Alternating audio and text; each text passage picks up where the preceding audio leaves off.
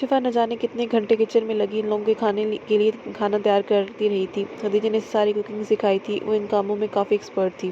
اس کے ہاتھوں میں بہت ذائقہ تھا، اس لیے سب گھر والے اکثر اس سے فرمائش کر کے کھانا بنواتے تھے، اس لیے یہ سارا کام کرتے سے زیادہ مشکل پیش نہیں آئی تھی۔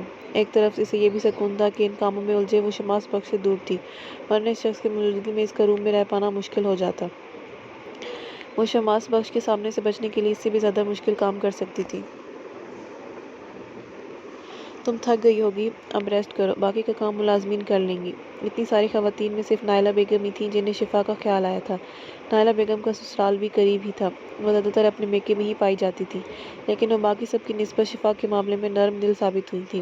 گو کہ باقی سب کے کہے کے مطابق یہی لڑکی ہی ان کے بابا کو چھیننے کا سبب تھی، مگر اس میں بھی کسی طور شفا کا کوئی قصور نہیں تھا۔ غلطی اس کے ماں باپ کی تھی، جنہوں نے اسے لاوارثوں کی طرح دنیا والوں کی نفرتیں سہنے کے لیے پھینک دیا تھا۔ نائلہ بیگم زیادہ دیر اپنے دل کو پتھر نہیں رکھ پائی تھی۔ ہاں، بس وہ شفا کو اس کی حقیقت کے بارے میں نہیں بتا سکتی تھی، کیونکہ شماس نے سب گھر والوں کو اس کے بارے میں سختی سے منع کیا تھا۔ کوئی بھی شفا کو اس کے پیرنٹس کے بارے میں نہیں بتا سکتا تھا۔ نائلہ بیگم کو شفا پہلی نظر میں ہی بہت پسند آئی تھی، معصوم اور سعادت مند سی، جس نے خجستہ خانم کی اتنی کڑوی اور تذلیل بھری باتوں کا بھی برا نہیں منایا تھا۔ نہیں، کوئی بات نہیں، بس تھوڑا سا کام رہتا ہے، میں کر لوں گی، خانم صاحب ناراض ہو جائیں اس بات پر۔ شفا کے چہرے سے شدید تھکن کے آثار نمایاں تھے، مگر وہ خجستہ خانم کے پہلے حکم پر انہیں شکایت کا موقع نہیں دینا چاہتی تھی۔ نائلہ بیگم اس کی بات پر دھیرے سے مسکرا دی تھی۔ میں شماس کی پھپھو ہوں، تم بھی مجھے پھپھو کہہ کر بلا سکتی ہو۔ نائلہ بیگم خود ہی اس کے ساتھ مدد کرنا شروع ہو چکی تھی۔ شفا کو بھی وہ نرم گوشتی خاتون بہت زیادہ پسند آئی تھی۔ اماں صاحب کے لیے دل میں کوئی بدگمانی نہ لانا، شماس نے تم سے کچھ ان حالات میں شادی کا فیصلہ کیا کہ سب لوگ ہی ذہنی طور پر اس کے لیے تیار نہیں کر پائے خود کو، مگر دیکھنا بہت جلد سب تمہیں قبول کر لیں گے۔ اگر ان کی کوئی بات تمہیں بری لگی ہو تو اس کے لیے میں معذرت کرتی ہوں تم سے۔ نائلہ بیگم چاہتی تھی کہ وہ پیاری سی لڑکی ہرٹ نہ ہو، اس لیے مناسب سے الفاظ میں گھر والوں کی طرف سے اس کا دل صاف کرنے لگی تھی۔ نہیں، ایسی کوئی بات نہیں ہے، وہ مجھ سے بڑی ہیں، مجھے ان کی کسی بات کا برا نہیں لگا، آپ پلیز جو معافی مانگ کر مجھے شرمندہ مت کریں۔ شفا ان کے انداز پر شرمندہ ہوتی جلدی سے بولی تھی۔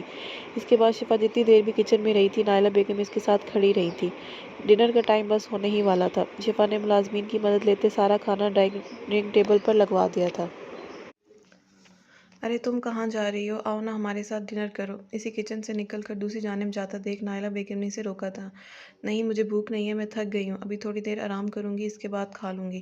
شفا انہیں سہولت سے انکار کرتی اپنے کمرے کی جانب بڑھ گئی تھی، کیونکہ ابھی اسے ملازمہ کے ذریعے یہ پتہ چلا تھا کہ شماس ڈنر کے لیے نیچے آ چکا ہے۔ وہ شماس کے واپس روم میں آنے سے پہلے ہی ڈریسنگ روم میں جا کر سو جانا چاہتی تھی۔ اس کو یوں تھکا تھکا اور بنا کھانا کھائے جاتا دیکھ نائلہ بیگم کے دل کو کچھ ہوا تھا۔ وہ اگر اپنی تکلیف ظاہر نہیں کر رہی تھی تو اس کا یہ مطلب نہیں تھا کہ وہ اذیت میں نہیں تھی۔ ہر طرف سے اپنی ذات کی نفی برداشت کرنا آسان نہیں تھا، اور شاید وہ تو بچپن سے اب تک اپنی شناخت ڈھونڈتی ہر طرف سے ٹھوکریں ہی برداشت کر رہی تھی۔ جس انسان کو اپنا سگا باپ کہتی تھی، اچانک سے اس کے کچے ذہن میں یہ بات ڈال دی گئی تھی کہ وہ اس کا باپ ہی نہیں ہے۔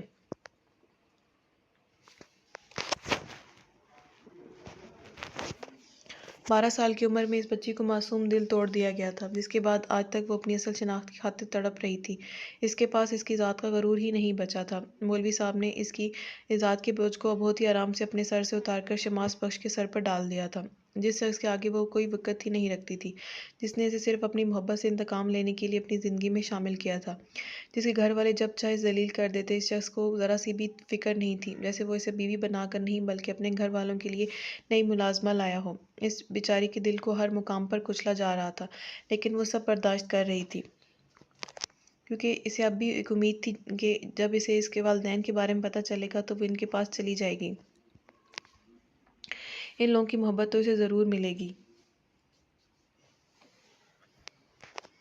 مگر وہ یہ نہیں جانتی تھی کہ جو لوگ بہت پہلے اسے اپنی زندگی سے کسی بیکار شے کی طرح نکال پھینک چکے ہیں، وہ دوبارہ اسے کیوں کر اپناتے۔ شفا خاموشی کے ساتھ ڈریسنگ روم میں بچھی کارپیٹ پر پتلی سی چادر بچھا کر تکیہ رکھے لیٹتی اپنے آپ کو اپنی شال سے ڈھانپ گئی تھی۔ اس کی کمر اور ٹانگیں درد سے ٹوٹ رہی تھیں، نہ جانے کتنے گھنٹے وہ ایسی کھڑی رہی تھی، اور اب وہ آرام سے دہ بستر بھی مہیا نہیں تھا۔ تنہائی پاتے اس کی آنکھوں سے آنسو ٹوٹ کر چہرے پر پھسل گئے تھے۔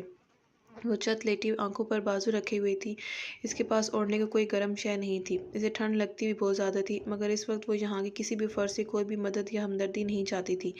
इन लोगों से इसका कोई रिश्ता नहीं था, फिर वो क्यों इनके लिए ज़रा सी भी परेशानी का बायस बनती।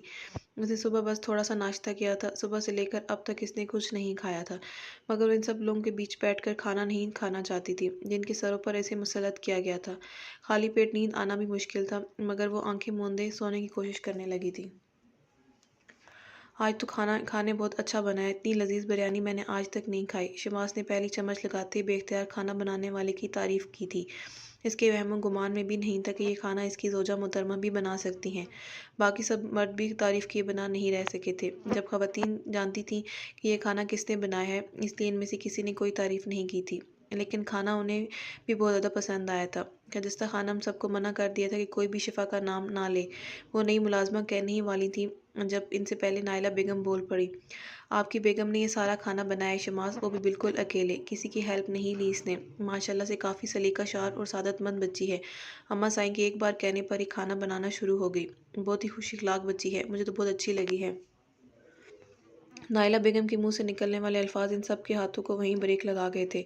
जबकि खजस्ता खानम ने जिन निगाहों से नाइला बेगम को देखा था, वो इनका मतलब जानते हुए भी अनजान बनी थी। जिसे कह रही हूँ कि किसी मासूम पर किए जाने वाले जुल्म में शरीक नहीं हो सकती। तो अम्मा साई ने बिल्कुल ठीक किया ना आपा, जिसकी जो औकात है उसे वहीं रखना चाहिए। खजस्ता खानम की छोटी बहू जवेरिया बेगम ने फ़ौरन जवाब दिया था। वह सब लोग शमास बख्श के तासुरात देख रहे थे, जो बिल्कुल नॉर्मल अंदाज में खाना खा रहा था। इसे बिल्कुल भी फ़र्क नहीं पड़ रहा था कि इसकी बीवी के बारे में बात हो रही है, किसी मुलाजमा के बारे में। शमास का ये अंदाज इन सबको ही सुकून पहुंचा गया था, जबकि नाइला बेगम शिफा की किस्मत पर अफसोस करके रह गई थी। किसी इंसान की क्या औकात है, वो मेरे रब के अलावा किसी को नहीं पता।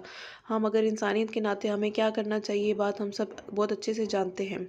शिफा खुद अपनी मर्ज़ी से यहाँ नहीं आई, इसे लाया गया है, तो इसकी ज़रूरियात का ख्याल रखना भी हम सबका फ़र्ज़ बनता है। आपने इसे खाना बनाने के लिए किचन में तो भेज दिया, मगर एक बार भी पता किया कि इस बच्ची ने कुछ खाया है या नहीं। पूरा दिन काम करने के बाद अब सिर्फ इस वजह वो भूखी सो गई है कि आप सबको यहाँ इसकी यहाँ मौजूदगी नागवार गुजरेगी। नाइला बेगम खुद को खामोश नहीं रख पाई थी, जबकि खजिस्ता खानम का दिल चाह रहा था कि किसी भी तरह अपनी बेटी का मुंह बंद करवा दे, जिसके बोले जाने वाले अल्फाज शमास के दिल में इस लड़की के लिए नरम गोशा पैदा कर सकते थे। मगर शमास अब भी यूं ही कान बंद किए खाना खाता रहा था, और कुछ देर बाद ही वहाँ से उठ गया था। इसने किससे कोई बात नहीं की थी। तुम क्या करना चाहती हो नाइला, मुझे तुम्हारी समझ नहीं आ रही। क्या तुम मेरे पोते को मुझसे बदजन करना चाहती हो? शमास के जाते ही खजस्ता खानम नाइला बेगम पर बरस पड़ी थी। मैं चाहती हूँ इस बच्ची के साथ इस घर में नाइंसाफ़ी ना हो, नाइला ने मुद्दबाना लहजे में उन्हें जवाब दिया था। खानम साईं, सरकार साईं बुला रहे हैं आपको। तमाम मुलाजमीन और कबीले के बाकी लोग शमास को सरकार साईं कहकर पुकारते थे, जबकि शमास के इस बुलावे पर सबने ही खजस्ता खानम की जानिब देखा था।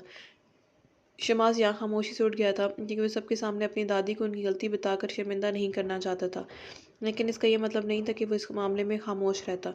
शमास भाई काफ़ी गुस्से में गए हैं यहाँ से, उनको यहाँ हुई सब बातों पर बहुत ज़्यादा गुस्सा है। अब तो मुझे भी अफसोस हो रहा है, इस लड़की के साथ ऐसा नहीं करना चाहिए था हमें।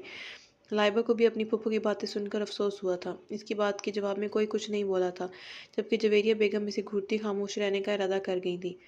दादी जान, अब वो लड़की अब सिर्फ एक तवाइफ की बेटी नहीं, बल्कि एक शिफा शमास बख्श है, इस कबीले गद्दी नशीन की बीवी और इस हवेली की बहू। हवेली के रस्म व रवाज के मुताबिक जिसके पास हवेली की तमाम खवातीन से ज़्यादा इख्तियारात हैं। आप मेरी बीवी की सब घर वालों और मुलाजमीन के सामने इतनी तजलील कैसे कर सकती हैं? वो यहाँ की मुलाजमा नहीं है, बीवी है मेरी। हम दोनों के आपस में जैसे भी ताल्लुकात हों, मगर आप समेत हवेली के किसी भी फ़र्द को इस बात की इजाज़त नहीं है कि आप लोग मेरी बीवी की इंसल्ट करें। या आप सब लोगों का ख्याल है कि मैं इसे छोड़ दूंगा और अमामा को अपना लूँगा। जिस लड़की ने शमास बख्श को ठुकराया, शमास बख्श वापस इसके पास कभी नहीं जाएगा, चाहे वो मेरे पैरों में ही क्यों ना आन गिरे। शिफा के साथ आगे क्या करना है ये मेरा फैसला होगा, मगर अभी आप सबको इसकी अहमियत समझनी होगी। शमास बख्श ने आज तक खजिस्ता खानम से इस अंदाज में कभी बात नहीं की थी। इसकी कनपटी की अबरी रगे और भींचे लब बता रहे थे कि किस कदर गुस्से में है।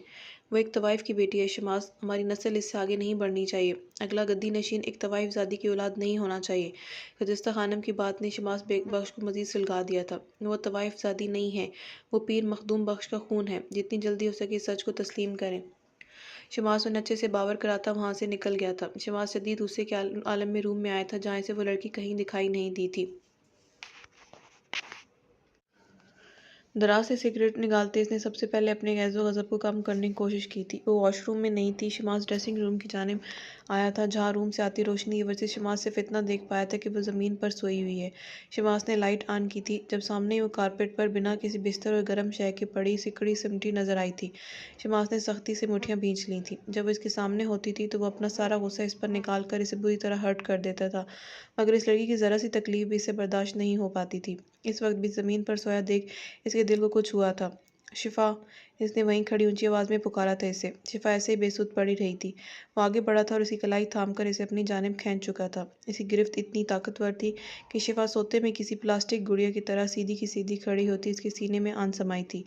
ठंडी ज़मीन से इसके पुरहरारत सीने का लम्स पाते शिफा कसमसाती वापस इसके सीने पर सर टिकाती आंखें मूंद गई थी। इसने अपनी गद्दाज मुट्ठी में शमास का कॉलर दबोच रखा था। शमास का एक बाजू इसकी कमर पर टिका हुआ था, जबकि दूसरे से वो शिफा की एक जानिब लड़कते सर को थामे हुए था।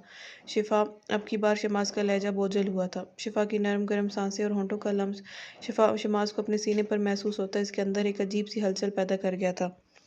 अपने कान की लू पर महसूस होती थी गर्म सांसों की तपिश, और कमर पर मौजूद इसके हाथ के लम्स ने शिफा की नींद को उड़न छू कर दिया था। इसने झटके से आंखें खोलते सर उठाकर अपने बेहद करीब मौजूद शमास की जानिब देखा था, जो इसके बेपनाह करीब था, और वो पूरे इस्तेहकाक के साथ इसका गरेबान अपनी मुट्ठी में दबोचे इसके सीने पर सर टिकाए खड़ी थी। नींद से पूरी तरह बेदार होते ही शिफा अपनी पोजीशन का ख्याल करती शर्म से पानी पानी हुई थी। वो फौरन शमास के एहसास से निकलती फासले पर हुई थी। इसने बेख्तियार अपने दुपट्टे के लिए निगाहें दौड़ाई थी, जो अब इसे शमास के पैरों तले पड़ा नजर आया था। शिफा ने इसकी जानिब देखा था। वो पूरी तरह से इसकी घबराहट मुलाहिजा करती इसकी जानिब बढ़ा था। ये सब करके मेरी निगाहों में मजलूम बनना चाहती हो, ताकि मैं मेरी हमदर्दी हासिल कर सकूं। शमास को करीब आते देख फोल्टे कदमों पीछे की जानिब बढ़ी थी। मुझे तुम्हारी हमदर्दी पाने का कोई शौक नहीं है।